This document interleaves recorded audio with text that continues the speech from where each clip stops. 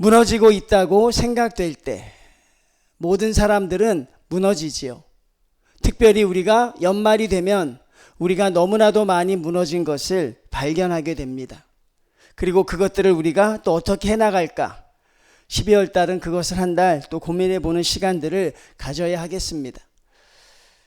학개 선지자 또 느헤미야, 이 모든 사람들은 포로 이전이 아니라 포로 이후의 사람들입니다. 역시 에스라도 그렇고요.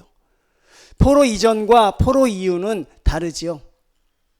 포로 이전에는 하나님의 영광을 경험했던 사람이라면 포로 이후에는 하나님의 영광을 재건하는 사람들의 모습입니다.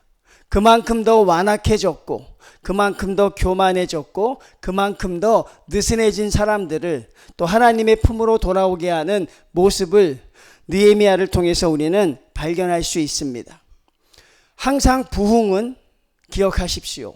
항상 새로운 흐름은 하나님의 말씀으로부터 옵니다. 그 무너졌던 사람들을 일으켰던 것은 학개 선지자의 말이었고, 또 성전 재건을 하지 못했던 그들을 가슴 뜨겁게 했던 것도 하나님의 말씀입니다. 하나님의 말씀이 내 가슴을 뜨겁게 할 수 있구나, 이런 체험이 여러분들 가운데 사실 있어야 되지요. 아, 그 말씀이 나를 들뜨게 할 수 있구나. 그 말씀이 나로 하여금 정말 독수리 같은 새 힘을 줄 수 있구나.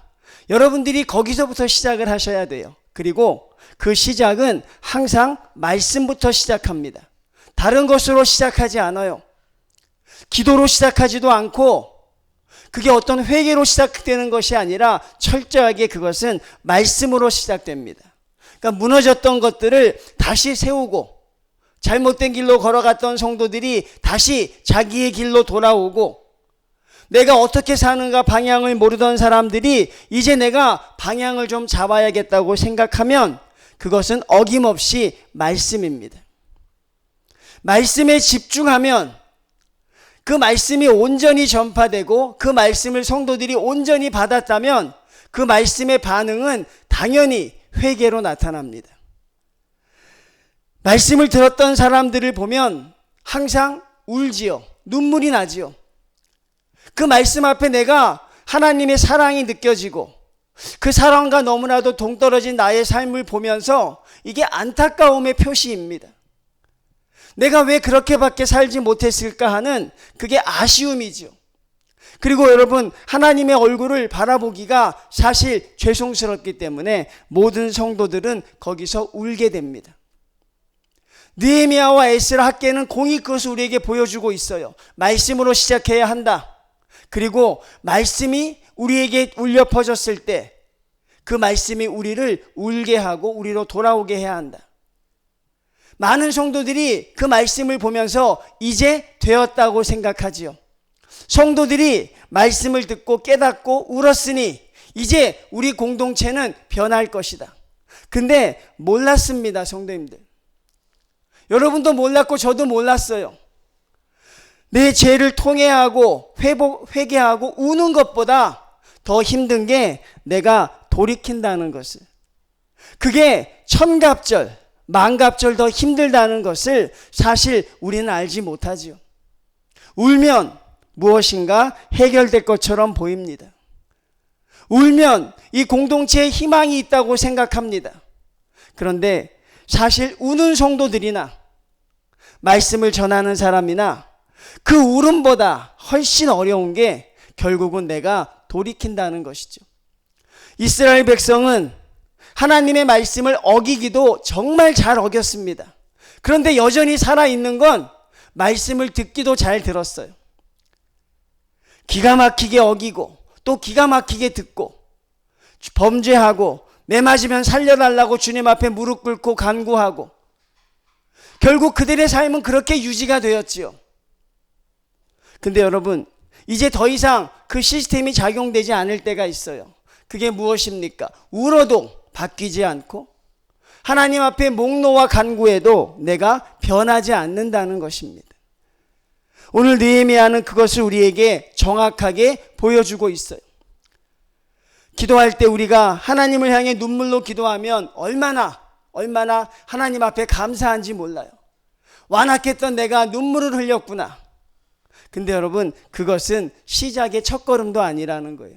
결국은 무엇입니까? 하나님 앞에 우리가 우는 것이 아니라 내 삶이 돌이킬 수 있어야 그게 진정한 성도의 가르침이죠. 12월 한 달 내내 우는 성도들만 있습니다. 그거 갖고 안 되는 거예요, 여러분.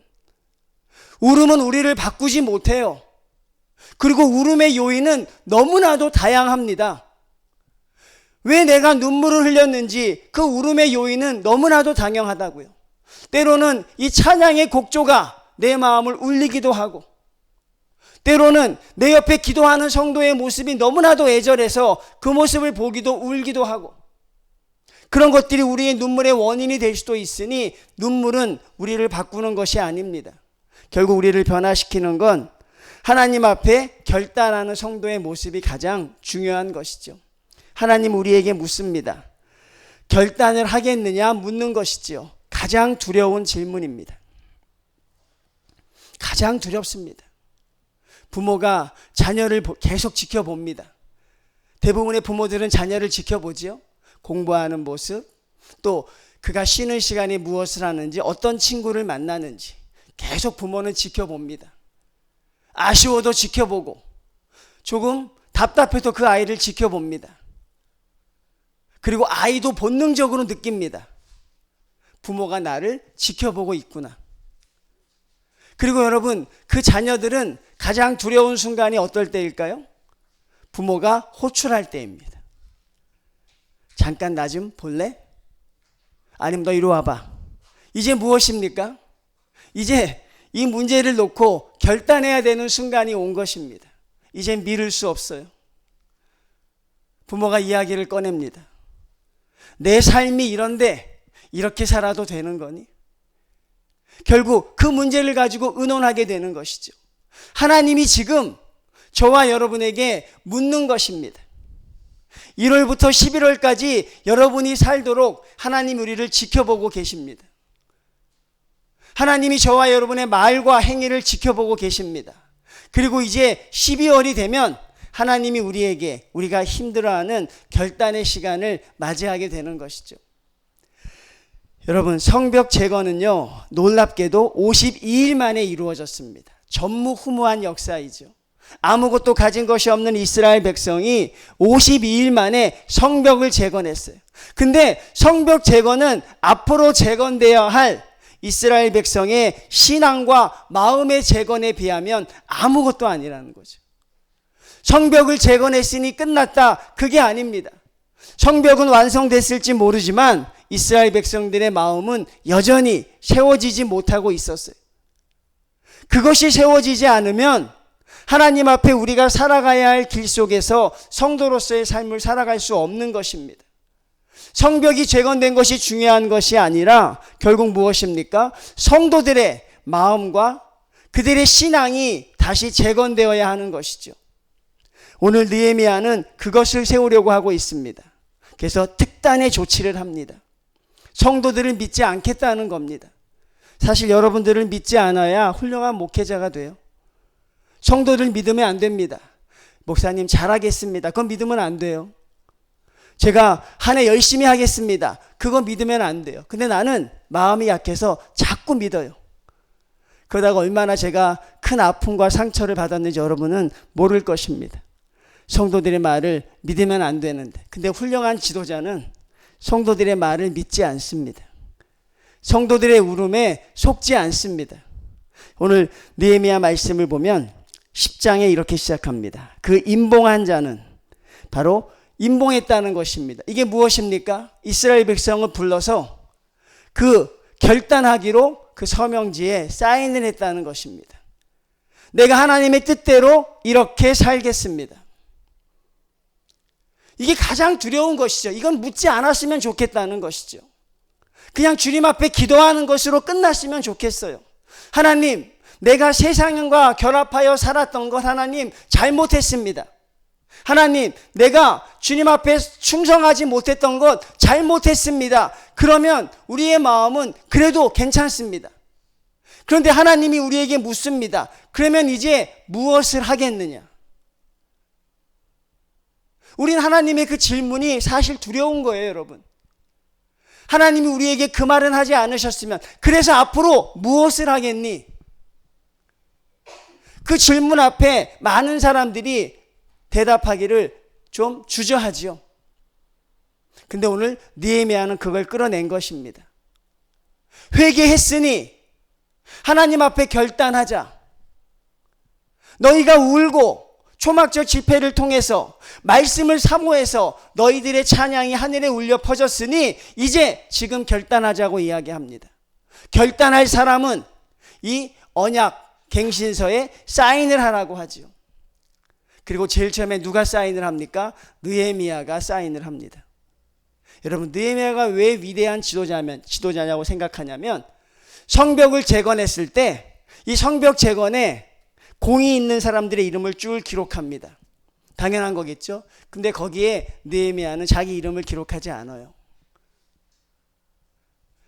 성벽이 재건되는 데 있어서 그 공헌자 명단에 느헤미야는 자기 이름을 거기에 추가하지 않습니다. 여러분, 참 위대한 지도자죠. 그런데 오늘 결단하는 자리에는 느헤미야가 가장 먼저 자기의 이름을 기록합니다. 나부터 결단하겠다고 한 것이죠. 그리고 느헤미야의 결단에 이스라엘 백성들이 반응을 보입니다. 제사장들이, 레위인들이, 여기 기록된 이름의 명단을 보면요, 사람의 이름도 있지만 가족의 이름도 있어요. 우리 가족이 이렇게 살겠습니다. 우리 가족이 이렇게 헌신하겠습니다. 그 명단이 쭉 기록된 게 1절부터 27절까지입니다. 하나님의 뜻대로 결단하겠다는 사람. 근데 이들은 백성의 대표입니다. 이들이 기록하면 모든 백성도 그에 따르겠다는 하나의 약속이 되어 있었던 것이죠. 그들이 주님 앞에 결단하겠다고 하는 것입니다. 우리는 이 단계까지 나아가야 되는 것입니다. 하나님, 잘못했습니다가 아니라 하나님, 이렇게 하겠습니다. 대부분의 기도는 무엇입니까? 잘못한 거에서 끝나죠.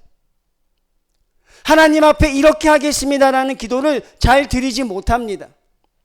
이게 왜 그렇습니까? 우리 마음에 아직도 그렇게 하겠다는 믿음과 신념이 없기 때문에 그래요. 하나님, 내가 세상을 버리겠습니다. 그렇게 말하지 못하지요. 내가 자녀들을 하나님 앞에 온전히 드리겠습니다. 하나님, 내가 자녀들을 하나님의 뜻대로 성장하지 못했습니다라는 기도는 수없이 울려 퍼지지만 아브라함과 한나처럼 나의 자녀를 하나님께 드리겠습니다라고 기도하는 부모는 과연 얼마나 될까요? 하나님, 세상에서 성도의 뜻대로 살아내지 못했습니다. 그렇게 기도하는 성도는 차고 넘치겠지만 하나님, 내가 그 세상과 단절하겠습니다라고 기도하는 성도는 과연 몇 명이나 있을까? 참 궁금하죠, 여러분. 그래서 한국 교회는 울음이 가득 찬 교회이죠. 근데 울음보다 더 중요한 건 그 울음이 끝난 뒤에 하나님 앞에 내가 어떻게 하겠다는 걸 해야 되는데 느헤미야가 오늘 그것을 하고 있는 거예요. 놀랍게도 이스라엘 백성은 거기에 다 사인을 합니다. 이렇게 살겠습니다. 그리고 세 가지 안을 느헤미야가 제시하죠. 여러분, 무너졌다고 생각되면 우리도 이렇게 해야 됩니다. 나에게 있어서 가장 시급한 것이 무엇인가? 우리가 가장 먼저 해야 되는 것이 무엇인가? 여기에 기록되어져 있습니다. 가장 중요한 것입니다. 여러분, 많은 운전하지 못하는 사람들이 운전을 하게 되면 항상 꿈꾸는 게 있어요. 저도 그랬고 아마 대부분 그랬을 거예요. 좋은 차를 하나 뽑아서 음악을 크게 틀고 고속도로를 한 150km 달려보면 참 좋겠다. 비가 막 오는 때 비처럼 음악처럼 노래를 틀고 영종도를 한번 달린다면 환상이겠다. 근데 사실 그 친구는 아직 시동도 못 걸고 아직 브레이크가 뭔지도 모르고 핸들을 잡아보지도 않은 사람이죠. 가장 중요한 건 무엇입니까? 성도들이 12월 달에 자꾸 더 앞서고 허황된 거를 주님 앞에 구하더라는 것이죠. 우리는 지금 기본이 안 돼 있는데 우린 지금 기본이 안 돼 있는데 하나님 앞에 내가 하나님 선교하겠습니다. 하나님 헌신하겠습니다. 하나님 내가 주님을 위해 전도하겠습니다. 이렇게 지키지도 못하는 허언들을 하늘을 향해 쏟아붓고 있지요. 여러분, 기본적인 게 되지 않으면 전도하지 못해요. 우리가 왜 전도에 실패하는 줄 아십니까, 성도님들? 하나님의 심정으로 하지 않으니까. 하나님이 그 영혼을 얼마나 사랑하는지, 주님이 한 영혼을 구원하기 위해 어떻게 하셨는지 우리는 죽었다 깨도 그 마음을 갖지 않으니까 우리는 전도하다가 금세 지치죠. 헌신하겠습니다. 여러분, 그게 중요한 게 아니라 오늘 이 세 가지에 주목하셔야 돼요. 여러분이 가장 먼저 해야 되는 세 가지는 바로 이것입니다. 첫 번째 무엇입니까? 느헤미야가 선포한 것이 있습니다. 결단한 것이 있어요. 하나님, 이방 사람들과 결혼하지 않겠습니다. 그 당시 얼마나 많은 사람들이 이방 사람들과 결혼을 했는지 그것을 보여주고 있는 것이, 왜 결혼했을까요, 성도님들? 하나님이 하지 말라고 한 그것을 그들은 왜 어기며 결혼했을까요? 그것이 자기들에게 유익이 되기 때문입니다. 여러분, 결혼이라는 게 이게 참 묘한 것이죠. 한 방울 피가 섞이지도 않은 사람과 만나서 그 사람과 평생 살아야 합니다. 그래서 부부간의 관계를 촌수가 없는 무촌이라고 하죠. 그게 쉽게 헤어질 수도 있지만 촌수로 따질 수 없다는 것이에요. 어떻게 모르는 사람끼리 만나서 그렇게 평생을 사랑하게 될까? 우리 어르신들을 보면 젊어서는 특히 여자들이 그래요. 자식을 더 사랑하는 것 같아요. 근데 나이 들면 결국 같이 살던 배우자를 사랑하게 되는 것 같아요. 저희 어머니가 우리 아버님과 사시면서 참 부부싸움을 많이 했던 것 같아요. 어릴 때 막 그게 듣기 싫어 제가 이불을 막 뒤집어 쓴 적도 있었어요. 근데 우리 아버님이 어머니보다 한 20년 이상 먼저 돌아가셨는데 마지막 때 어머니가 그 얘기를 하더라고요. 아버지가 참 보고 싶다. 아니, 그 아버지가 뭐 보고 싶어요? 엄마 힘들게 했잖아. 아니, 참 보고 싶다. 여러분, 그 말을 들으면 이 부부간의 관계는 참 묘한 거예요. 그렇죠? 서로 나와 아무것도 섞인 게 없는 사람인데, 이스라엘 백성이 여러분 결혼했다는 게 무엇입니까? 이방과 결혼했다는 게 뭐예요? 그들과 하나가 되고 있다는 거죠. 하나님의 자녀와 이방 민족이 하나가 될 수 없는데 그들이 결혼함을 통해서 가장 강력한 유대 관계를 만들어가고 있다는 것이죠. 그들은 이방인과 결혼하면 안 되는 것입니다. 연애는 한두 번 해도 되겠죠. 그렇죠?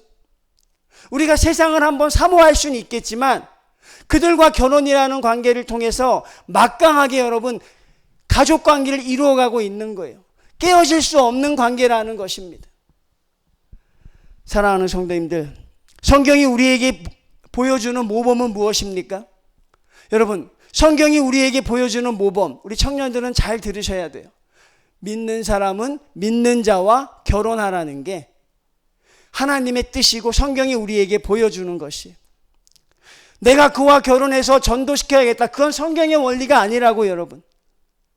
내가 그 사람 결혼해서 그 사람을 하나님의 자녀로 만들어야겠다. 그건 여러분 성경에 없는, 그저 내가 그 뜻을 이루기 위한 하나의 합리적인 것이지, 하나님은 분명히 말합니다. 믿는 자는 믿는 자와 결혼해야지. 믿는 자는 세상과 결혼하면 안 된다는 것이죠. 그들은 제일 먼저 그걸 선포합니다. 하나님, 우리가 세상과 이별하며 절연하며 살겠습니다.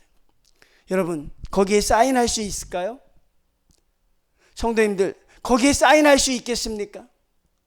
내 아들들을 저들의 딸들과 결혼시키지 않을 것이며 우리의 딸들을 저들의 아들과 결혼시키지 않겠습니다. 오늘날 우리를 움직이는 건 이런 결단입니다. 성도님들, 하나님 잘못했습니다. 하나님, 내가 주님 앞에 범죄했습니다. 그게 우리의 최상의 목표가 아니라 하나님 앞에 이렇게 살겠습니다라고 결단을 하는 것이죠. 근데 놀랍게도 이스라엘 백성은 그 결단지에 여러분 사인을 합니다. 우리 가족도 우리 자녀도 그렇게 하겠습니다. 이런 것이 없으면 도무지 변화될 수 없는 세상을 살아가는 거예요. 여러분, 주님 앞에 1시간 예배 드리고 내가 주님 앞에 다 했다고 하는 사람들, 그게 아닌 것이죠. 결국 우리는 이 세상과 하나님과 것을 구별하여 드릴 수 있는 믿음의 길을 걸어가야 하는 것이죠. 저희도 한번 사인을 받아볼까요? 해볼까요? 하지 말까요? 하지 않기를 간절히 바라는 여러분 눈빛들이 있는데 사인해야 되는 거죠. 하나님, 사인하겠습니다. 그거 사인하면 죽는 것 같은데 사인해도 죽지 않더라, 여러분. 하나님의 뜻대로 살면 내가 모든 거 잃을 것 같은데 그렇게 해도 잃지 않더라는 걸 여러분들이 체험하셔야 돼요. 믿습니까? 하나님의 뜻대로 살아도 여러분 괜찮습니다. 무너지는 거 없습니다. 결국 이들은 믿음으로 사인을 하죠. 하나님, 이 세상과 절대로 타협하며 살지 않겠습니다. 사랑하는 성도님들, 이 세상이 좋아서 한두 번 우리가 한눈을 팔 수는 있지만 이 세상과 결혼하여 사는 것은 하나님이 기뻐하지 않는 것입니다. 두 번째, 뭘 하겠다고 합니까? 너무나도 당연한 것, 안식일을 지키겠다고 말합니다. 성도님들, 안식일의 뜻이 뭘까요? 무엇이 안식일일까? 안식일은 다른 말로 하면 멈춤입니다. 스톱이라는 뜻입니다. 하던 일을 멈추라는 것이죠. 근데 우리가 살아가는 세상이 이제 주일날도, 소위 사람들이 말하는 그 주일날도 우리가 일하지 않으면 살아갈 수 없고 공부하지 않으면 살아갈 수 없는 그런 세상을 우리가 만들어가고 있어요. 주일날이 무엇입니까? 하던 일을 멈추고 하나님께 맡기라는 것입니다. 하나님께 맡기라는 것입니다. 하나님, 내가 여기까지 최선을 다했습니다. 그 다음 하나님이 이 일을 감당하여 주십시오. 하나님, 내가 월요일부터 토요일까지 하나님 열심히 장사했습니다.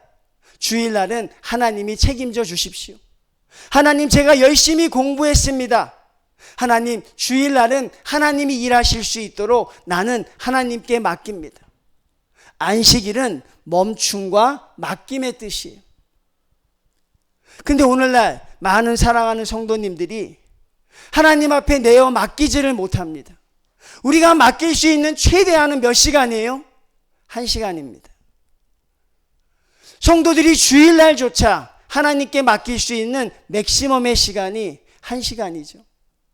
넉넉하게 잡아도 오전과 오후 예배, 그게 다입니다. 그 다음엔 또 내일을 감당하죠. 그 다음에 맡김의 시간에도 하나님 앞에 불안 속에 삽니다. 그 문제가 온전히 예배 드리지 못하게 하죠. 여러분이 산 인생과 하나님께 맡긴 인생을 성도님들이 비교해 보실 수 있어야 돼요. 우리 공부하는 학생도 잘 들으십시오. 열심히 공부해도 주일날은 모든 걸 하나님께 맡겨야 합니다. 하나님, 하나님의 일하심을 통해 나를 사용하여 주십시오. 근데 그런 것이 도무지 되지 않습니다. 멈추지 않습니다. 이스라엘 백성들을 보니까 무엇이라고 합니까? 그들이 안식일을 지킬 수 없는 이유는 먹고 사는 문제와 연결되어 있었어요. 이스라엘 백성은 모든 걸 교역해서 살아야 되는데 주일날, 안식일날 이방인과의 교역을 통해서 필요한 물자들을 채우고 있었죠. 하나님께 맡기지 못했다는 사실입니다. 여러분, 저와 여러분이 왜 이렇게 무너져 가는 줄 아십니까? 성도님들, 저와 여러분이 왜 이렇게 허물어져 가는 줄 아십니까? 바로 이런 것들을 지키지 못하기 때문이에요. 우리가 너무나도 잘 아는 것, 하나님만 바라보겠습니다. 또 하나, 안식일을 기억하여 거룩히 지키겠습니다. 안식일을 기억하여 거룩히 지킨다는 건 하나님께 맡기고 하나님께 우리의 모든 일을 멈춤을 의미하는 것입니다. 여러분의 얼굴이 평안하지 않은 것은 멈추지 않았기 때문이에요. 여러분의 얼굴이 평안하지 않은 것은 하나님께 드리지 않으셨기 때문이에요. 맞지 않습니까? 하나님께 드리고 하나님께 맡기면 하나님이 일하실 터인데 그걸 맡기지 못하는 거예요. 하나님 앞에 예배 드리는 그 1시간, 그 시간을 들여놓고 내가 주님 앞에 다 드렸다고 하는 사람이 어떻게 하나님의 복을 받을 수 있겠어요? 주님 앞에 1시간 드린 사람이 평생을 드린 사도 바울과 어찌 똑같이 될 수 있겠어요? 하나님 앞에 아무것도 드리지 못하는 사람이 어찌 아들을 바쳤던 아브라함의 복을 우리가 탐낼 수 있느냐는 것이죠. 여러분, 그건 안 되는 것이죠. 하나님 앞에 1시간 드린 인생은 1시간만큼의 복밖에 받지 못하는 거예요, 성도님들. 주님 앞에 드린 만큼 복을 받는 것이죠. 하나님, 내가 지금 급합니다. 하나님, 내가 지금 불안합니다. 하나님, 하나님께 맡깁니다. 하나님, 나를 위하여 일하여 주십시오. 하나님이 홍해 앞에서 뭐라고 했죠? 모세에게 일을 같이 하자고 했습니까? 아닙니다. 너는 제발 가만히 있어라. 내가 바다를 가를 터이니 너는 가만히 있어라. 여러분, 그 바다가 어떻게 갈라졌다고 생각해요? 일시에 쫙 갈라졌습니까? 아니에요, 여러분. 동풍이 서서히 불어오기 시작합니다. 하나님이 모세에게 말합니다. 가만히 있어라. 그 동풍이 바다를 말리기 시작합니다. 그리고 바다가 갈라지기 시작한 것이죠. 주일날, 안식일은 우리는 가만히 있는 것입니다. 하나님이 일하실 수 있도록 나의 모든 걸 내어 맡기는 것입니다. 하던 장사도, 하던 공부도, 하던 프로젝트도 주일날은 멈추고 하나님이 하여 주십시오 라고 주님 앞에 드리는 시간인데, 이스라엘 백성이나 오늘 우리나 하나님 앞에 너무나도 인색한 것이죠. 어느 교회는 그래서 밤 7시 예배를 부활시키는 교회들이 참 많아요. 밤 7시 예배.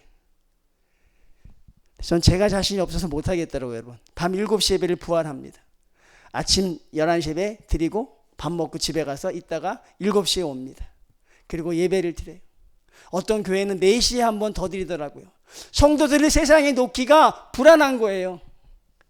여러분들을 세상에 풀어놓기가 불안하니까 계속 잡아도 11시 예배도 드리고 4시 예배도 드리고, 제가 인터넷 들어가 보면 그 교회는 주일날 하루 종일 예배 드리더라고요. 목사님이 얼마나 피곤이 쪄들었는지. 근데도 예배를 보면 7부 예배, 8부 예배. 왜? 저들을 세상에 보내면 큰일 날 것 같으니까. 참 그걸 보고 제가 많이 찔렸죠. 저도 여러분을 세상에 내놓기가 불안하죠. 계속 붙잡아두고 싶은데 한번 생각해 보자고요, 여러분. 우리도 주일 앞에 하나님 앞에 어떻게 붙들릴 수 있는지.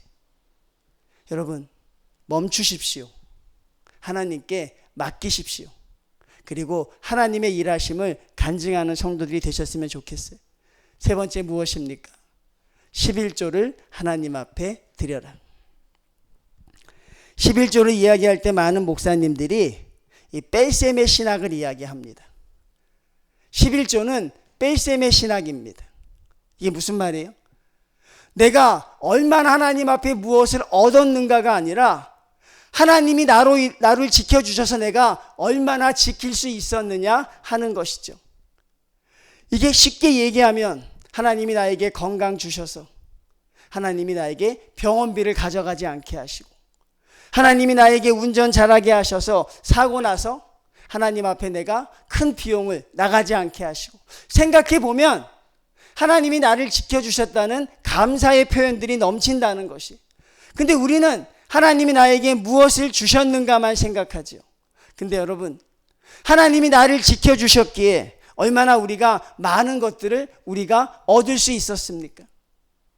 하나님이 우리를 지켜주셨기에 우리가 주님 앞에 평안한 삶을 살아갈 수 있었어요. 이게 바로 하나님의 은혜라는 것이죠.